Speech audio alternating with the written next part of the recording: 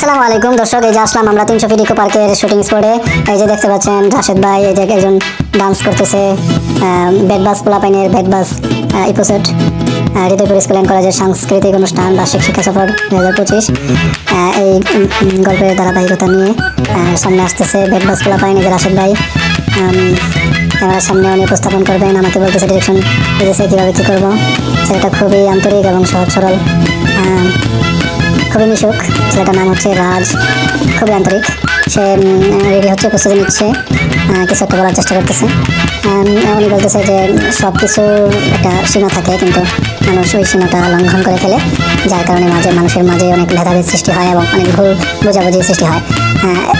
সব কিছু সহ্য করা যায়, কিন্তু মানুষ যখন মানুষকে প্রতারণা দেয়, মানুষ যখন মানুষকে ধোঁকা দেয়, কষ্ট দেয়, সেই কষ্টটা মন থেকে কিছু মানুষ মেনে নিতে পারে না। এটা একদমই উচিত নয়, মানুষকে বোঝা উচিত।